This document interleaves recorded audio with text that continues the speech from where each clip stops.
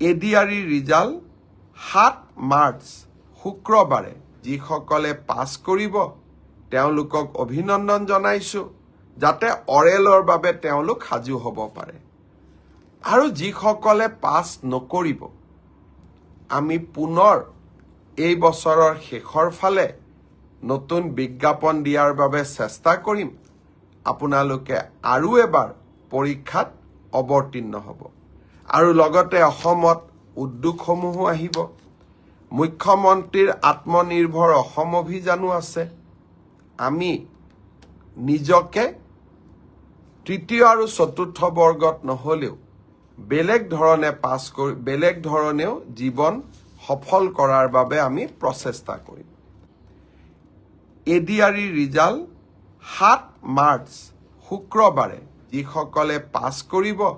তেওঁলোকক অভিনন্দন জনাইছোঁ যাতে অৰেলৰ বাবে তেওঁলোক সাজু হ'ব পাৰে আৰু যিসকলে পাছ নকৰিব আমি পুনৰ এই বছৰৰ শেষৰ ফালে নতুন বিজ্ঞাপন দিয়াৰ বাবে চেষ্টা কৰিম আপোনালোকে আৰু এবাৰ পৰীক্ষাত অৱতীৰ্ণ হ'ব আৰু লগতে অসমত উদ্যোগসমূহো আহিব মুখ্যমন্ত্ৰীৰ আত্মনিৰ্ভৰ অসম অভিযানো আছে আমি নিজকে তৃতীয় আৰু চতুৰ্থ বৰ্গত নহলেও